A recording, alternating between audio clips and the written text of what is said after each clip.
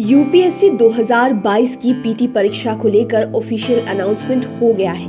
5 जून को पीटी का एग्जाम होगा, लेकिन उससे पहले ये जानना बेहद जरूरी है कि आप यूपीएससी परीक्षा के लिए किस तरह से तैयारी की स्ट्रैटेजी बनाएं ताकि टाइम टेबल प्रभावशाली हो सके और आप जितना समय पढ़ाई में बिताएं उतना आपके लिए कारगर साबित हो। यूपीएससी जैसी कठिन परीक्षा को क्रैक करने के लिए समय का महत्व बहुत जरूरी होता है। इस परीक्षा में समय का सदुपयोग ही सफलता की कुंजी मानी जाती है। इसके व्यापक सिलेबस को कवर करने के लिए उम्मीदवार प्रतिदिन 10 से 12 घंटे पढ़ाई करते हैं। इसके बावजूद वे अक्सर अपने रोज के लक्ष्यों को पूरा नहीं कर पाते और तनाव और चिंता के गिरफ्त में आ जाते हैं।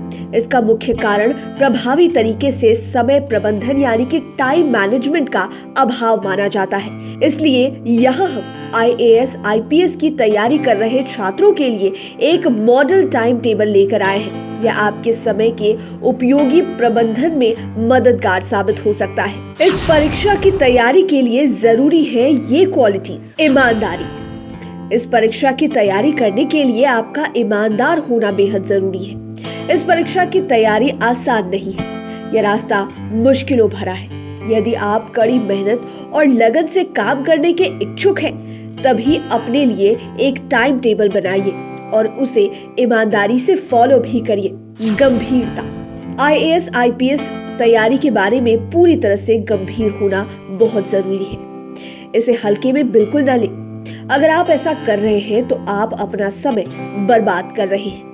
यहाँ पर किस्मत आपको आईएएस अफसर नहीं बनाएगी, केवल आपका काम, आपके प्रयास और आपका परिश्रम ही आपको सफलता दिला सकती है। अनुशासन। जब आप एक टाइम टेबल बनाते हैं तो आप उसका पालन करने के लिए बाध्य होते हैं। आपकी अनुशासित जीवन शैली ही आपको ऐसा करने में मदद करेगी।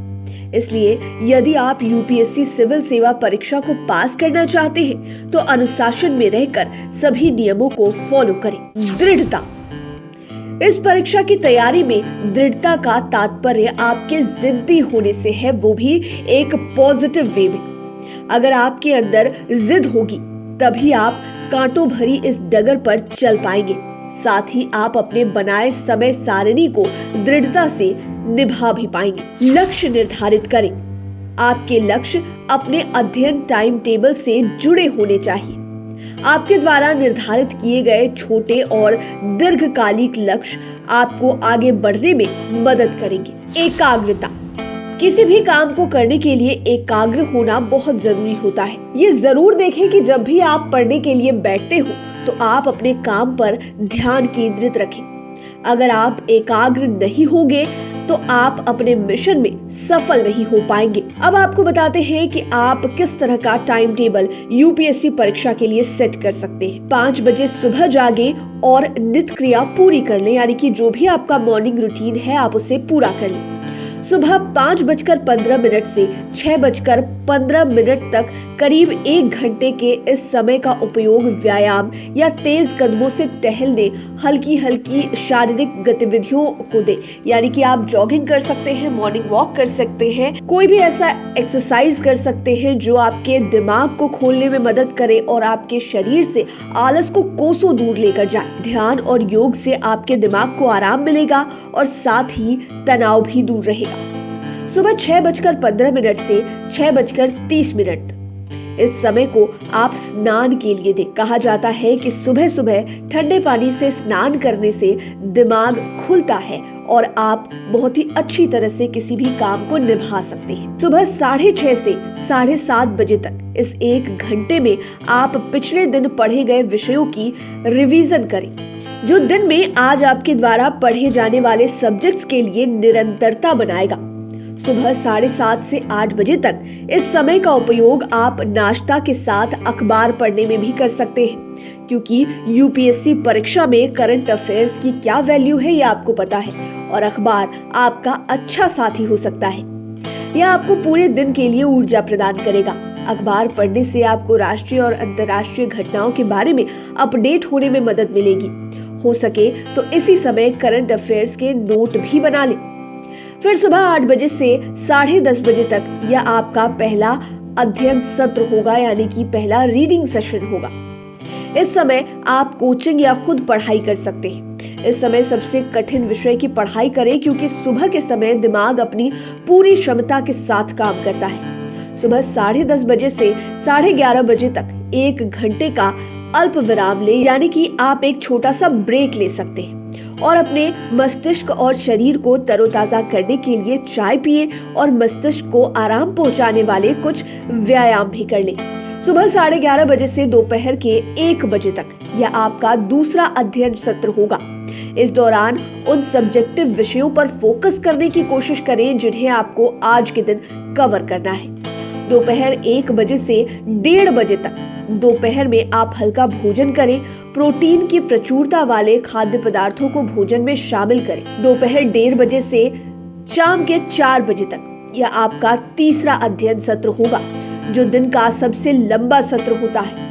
इसलिए इस समय में उन विषयों को पढ़ें जिन पर अधिक मेहनत करने की जरूरत है। फिर 4 बजे से 4:30 बजे तक आधे घंटे का अल्प विराम लें और अपने दिमाग को तरोताजा करें, थोड़ी शांति दें। फिर शाम के 4:30 बजे से 5:30 बजे तक यह समय आप अपने व्यक्तित्व एवं कौशल विकास को दे सकते हैं। आप अध्ययन समूह यानी कि ग्रुप के लोगों से मिले, बहस करें, समूह चर्चा यानी कि ग्रुप डिस्कशन जैसी गतिविधियों में जरूर शामिल हो।